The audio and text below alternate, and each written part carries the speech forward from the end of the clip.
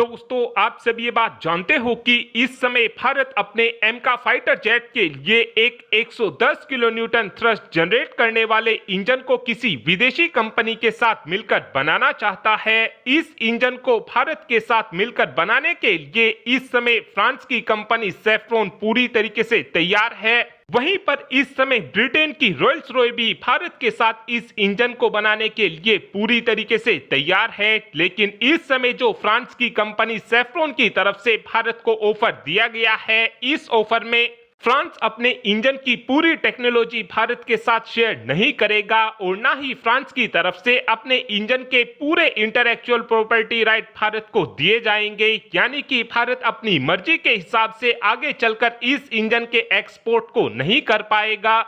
लेकिन इस समय जो ब्रिटेन की रॉयल्स रॉय कंपनी की तरफ से ऑफर भारत को दिया गया है, इस ऑफर में रॉयल्स रॉय की तरफ से अपने इंजन की पूरी टेक्नोलॉजी भारत के साथ शेयर की जाएगी। साथ में रॉयल्स रॉय अपने इंजन के इंटेलेक्चुअल प्रॉपर्टी राइट भी भारत को देने के लिए तैयार है। यानी फ्यूचर में भारत इस इंजन का एक्सपोर्ट अपनी मर्जी के हिसाब से दूसरे देशों को भी काफी आसानी से कर सकेगा। इसी बीच आज रॉयल्स रॉय के कुछ ऑफिसर्स की तरफ से ये बात बताई गई है कि अगर भारत हमारे साथ मिलकर 110 किलो न्यूटन थ्रस्ट जनरेट करने वाले इंजन को बनाकर तैयार करता है तो इस इंजन को हम बिल्कुल ही अलग डिजाइन के बेसिस पर बनाकर तैयार करेंगे और आगे चलकर भारत अपने इस इंजन के थ्रस्ट आउटपुट को 130 किलो न्यूटन तक काफी आसानी से बढ़ा सकेगा।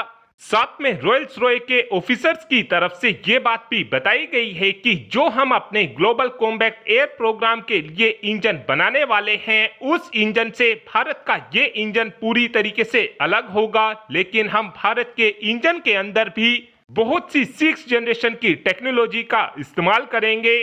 जैसे हम भारत के इंजन के अंदर advance material thermal management system का इस्तेमाल करेंगे, जो भारत के इंजन को काफी ज्यादा फ्यूल एफिशिएंट बना देगा।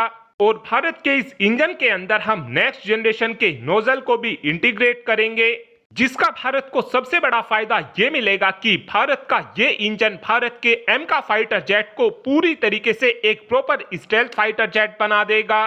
पर्सनली मुझे इस समय ऐसा लगता है कि जो ऑफर इस समय ब्रिटेन की रॉयल्स रॉय की तरफ से भारत को दिया जा रहा है, ऐसा ऑफर कोई भी देश भारत को नहीं दे सकता है। क्योंकि भले ही फ्रांस की कंपनी सेफ्रॉन अपने इंजन की पूरी टेक्नोलॉजी अगर भारत को देने को तैयार हो भी जाती है, तो फ्रांस की सेफ्रॉन की तरफ से कभी भी भारत को अपने इंजन के पूरे इंटेलेक्चुअल प्रॉपर्टी राइट शेयर नहीं किए जाएंगे। साथ में एक अपडेट हमारे स्वदेशी गौरव लॉन्ग रेंज ग्लाइड बॉम्ब को लेकर भी आया है। दरअसल हाल ही में ही डीआरडीओ ने अपने स्वदेशी गौरव लॉन्ग रेंज ग्लाइड बॉम्ब की मदद से इस बॉम्ब के रिलीज ट्रायल को सू-30 फाइटर जेट की मदद से कंडक्ट किया है और ये ट्रायल पूरी तरीके से सफल रहे हैं। जो ये हमारा गौरव लॉन्ग रेंज ग्लाइड बॉम्ब है, इस बॉम्ब के अंदर हम कई अलग अलग तरीके के वॉरहेड का इस्तेमाल काफी आसानी से कर सकते हैं। इस ट्रायल के दौरान जो टारगेट हमारे गौरव लॉन्ग रेंज ग्लाइड बॉम्ब को दिया गया था, उस टारगेट को पूरी एक्यूरेसी के साथ हमारे इस बॉम्ब ने हिट किया है। हमारे गौरव बॉम्ब की रेंज 100 किलोमीटर के आसपास होने वाली है और अब जल्द ही इस बॉम्ब को हमारी वायुसेना में भी शामिल करना शुरू कर दिया जाएगा। और अब आप ही कमेंट कर बता सकते हैं कि भारत को इस समय किस देश के साथ मिलकर 110 किलो न्यूटन थ्रस्ट जनरेट करने वाले इंजन को बनाना चाहिए। इस बात का आंसर आप कमेंट बॉक्स में दे सकते हैं। Thanks for watching this video. Have a good day.